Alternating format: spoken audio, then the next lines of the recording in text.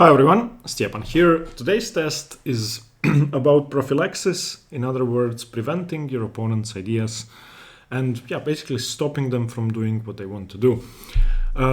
This position you can see on the board was played by the young Sergei Karyakin when he was 13 or 14. Kramnik was, close to his peak, maybe slightly past his peak.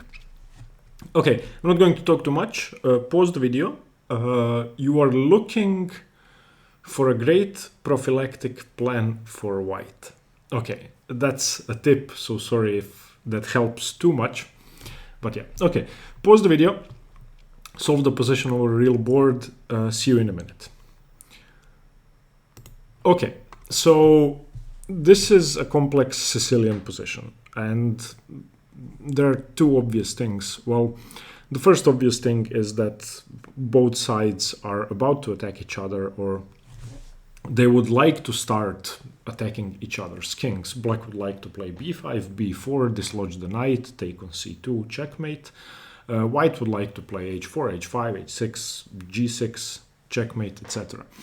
However, there is a much more important strategic idea in this position which Black wants to achieve. And if you develop preventive thinking and start seeing ideas like this, then it's going to be much easier to navigate complex positions like this one.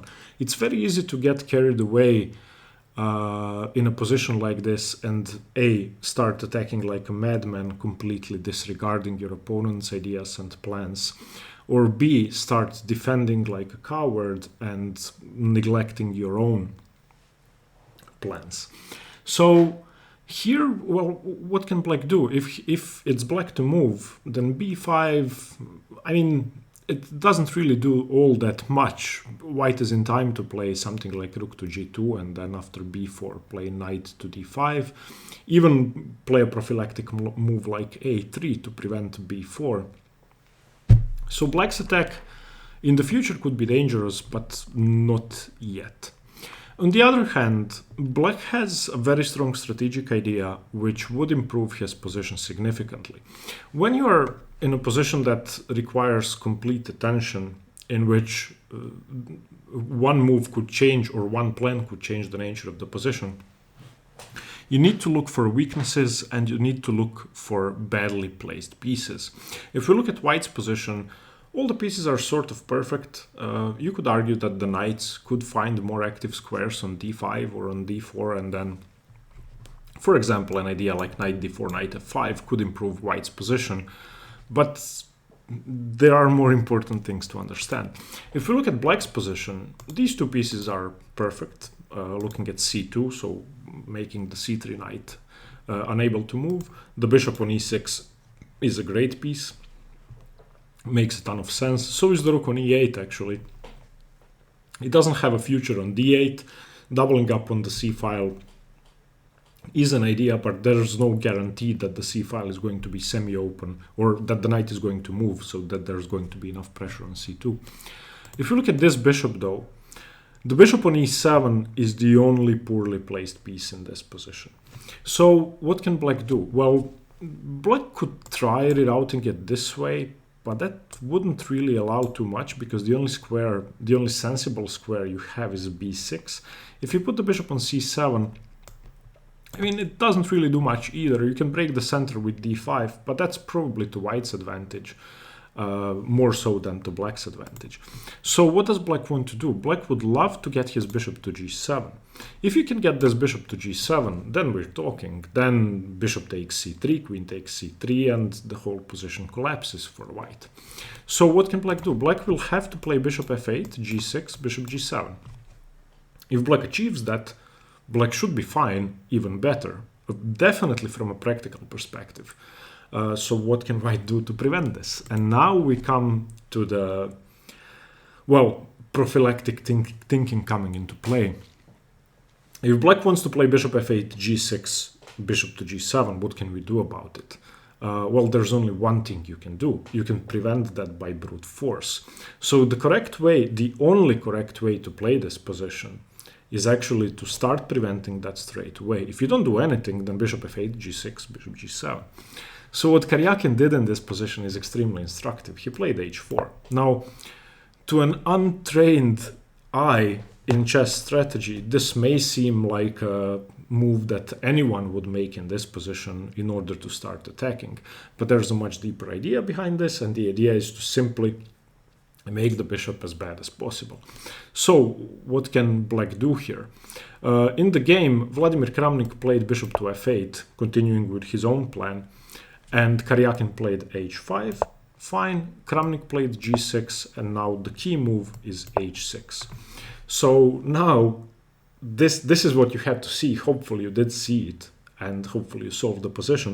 Now this bishop is going to be bad for the rest of the game, unless black does something very drastic, such as d5. But even in that case, this bishop isn't really that great on this diagonal. f6 can never be played. On the other hand, white has a very strong square for his queen with queen to f6, which makes this bishop completely useless, and it's only defending the g7 square, whereas the queen on f6 is very useful. So coming back to the first decision point for black, well, what could have black done? If you don't play bishop f8, what do? If you try g6, which may be better than bishop f8, then this can be used as a pawn lever for the pawn on h4, and this is definitely what Karyakin had intended had Kramnik played the move g6. And now, of course, you continue with h5. If this is taken, that's completely suicidal, and white is going to win easily with the pressure on h7. So black would have to start his own counterplay. So, for example, b5, which seems like the most sensible move. And now, if you play hg, then fg, something like queen h2 and rook h1 as an idea, black is actually in time to play rook f8 and rook f7. And this position is not so clear, because the pawn on g5 is weak, and if that pawn falls, then the bishop comes to f6 and becomes a monster. Also, d5 would free up black's position and make these bishops very, very dangerous. I don't mean to say that white is worse. White should still be slightly better, because his king is still slightly safer, but it's not that great. A much better option after b5, instead of cashing out straight away, would be to play rook h1, simply increase the pressure before you take. It's not like black ever threatens to take on h5. So now, for example, bishop to f8, trying to defend from the 7th rank. If an exchange happens, now takes, queen h4, threatening checkmate, so either rook c7 or rook e7. Rook c7 is better, and now you simply continue knight to d4, and you bring all of your pieces into play. There is no time for moves like b5 in this position, because the knight just jumps into d5 with tempo. c2 is now defended. So, for example, rook to f7, defending everything. Maybe rook to d3, it seems like a sensible move. b4 dislodging the knight, b3 chasing the queen away, maybe queen c8, knight e6, queen e6, knight d5. You cannot take because knight f6 would lead to a quick mate in a couple of moves. And again, white should be better here, but it's not so easy to win. What happened in the game with bishop f8 was much worse, and after h5, g6, h6, queen b4 was played, queen f6, and now Kramnik did manage to survive this position, but he shouldn't have survived. White is just much better. Coming back to the starting position, alternative plans from here, I was actually struggling to find some when I was analyzing this game. Of course, I was looking at knight d4 with the idea of knight f5, but after b5, knight f5 takes, you cannot take with the pawn. If you could take with the pawn, then that's a great position. You're going to play f6. However, your pawn is pinned, so you have to play queen takes. And now g6, queen f2, and this bishop is slowly going to come out, and black can even offer a queen trade, which is definitely bad for white, because everything is weak, and black would have 3 pawns moving towards the king, so maybe queen to g2, queen e5. Black is the one who is centralizing. I'm not a big fan of this. Other ideas, I was looking at rook d3 briefly, but then g6, I don't know. maybe doubling the rooks on the d file, but then bishop f8. This doesn't really lead anywhere because everything is perfectly defended and white would be the one under pressure. So definitely this plan of restricting the bishop is extremely powerful and has led to a winning position for white. All right, the second position is another study by Pavlenko. I became obsessed with his studies. I've been solving them like every day for the last week, so I'm going to be sharing them with you. In this position, it's white to play. Oh, excuse me, did I... Wait, okay. On the screen, in the first position, it says black to play. I'm sorry about that. It should have been white to play. I'm actually going to change this now. Sorry about this. I wrote down the wrong letter. Yeah, sorry. So it was white to play in the first position. Probably you could see that from the fact that black just played rook e8. Okay, next position, white to play. White to play, you can see it on the screen. Pause the video, calculate everything. This one is not too hard, but only if you understand what's going on. Again, prophylaxis. Okay, pause the video, see you guys in a minute. Okay, so black is threatening to queen, so you only have one move. We are not going to look at any alternatives because they make no sense. You have to castle. Fine. That's just the only sensible move. Otherwise, you get mated in one move. Okay, but the next idea is not as easy.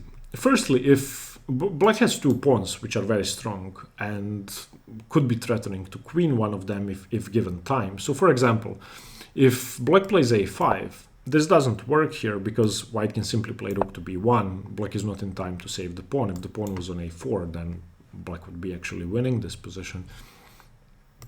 And after a5, if white does nothing, for example a3, then a4, rook b1, a3, and this is game over. Okay, so after castles, black is not in time to push his pawns yet. He first has to save his b pawn, so he plays king to d2. King d3 doesn't work as well, or does work as well, actually, I think. Okay, so saving the pawn, preventing rook to b1. Now if rook b1, then king to c2. Okay, and now what can white do to avoid king c2, b1 equals queen, and draw in best case? Okay, if you continue rook b1 here, then king to c2, take the pawn, and this should be a draw. You play g4. If that's taken, then you push your h-pawn and that should be fine. However, a5 and definitely a draw. Black is quick enough. So after king to d2, you have to play energetically straight away. So you play g4. And this was, for me at least, the hard part. Okay, so black has to take it, otherwise you're going to queen, so takes. Now you play h4. This pawn is now unstoppable. So you have to, as black, you have to gain some counterplay. If black is too quick, then if black is too slow with something like king c2, then h5, b1 equals queen, rook takes b1, king takes b1, h6, and white obviously wins. You are 3 tempi up. Also, if something like g2 is played, you can just take, and now a5, h5, and again, white is too quick. White is going to win. So after h4, black has to go for counterplay straight away. You play a5. Okay, threatening to queen your own pawn. Now white has to be careful. If you play h5, that's a draw. Because a4, h6, a3, h7, a2, h8 equals queen, and b1 equals queen should be an easy draw. Everything is covered. You're threatening to queen your second pawn after you take on f1. White may get in some checks, but they will lead nowhere. It's going to be an easy draw. Okay, so after a5, the key idea is rook to b1. And rook to b1 simply threatens to win the pawn. So if black plays a4, you take on b2 and you win the game. So king c2 is the only move. Now you take the pawn anyway. Takes. Now the thing is, you brought the king to this checking diagonal. So now h5, a4, h6, a3, h7, a2, h8 equals queen, king to b1, and now all you have to do is you have to know how to win these positions, queen versus pawn. It's very important to understand that black has an extra tempo with pawn to g2, so there are really no stalemate tricks in this position. So queen b8, king c1, queen e5, threatening to play queen a1, king b1, queen e1 check. There are other ways to win. This is just the easiest. King b2, queen b4, king c2, queen a3, again threatening to win the pawn, queen b3, queen c2. And now if the pawn on g3 was gone, this would have been stalemate, but now g2 and queen c1 mate, and it's game over. So yeah, understanding what black wants to do and understanding the speed at which your own counterplay must come was crucial in this position. Hopefully you did see it, hopefully you did solve it. Let me know what you think. And yeah, again, any feedback on the daily chess tests is appreciated. Thank you very much for watching. See you tomorrow, guys. Stay tuned for more chess. Bye bye.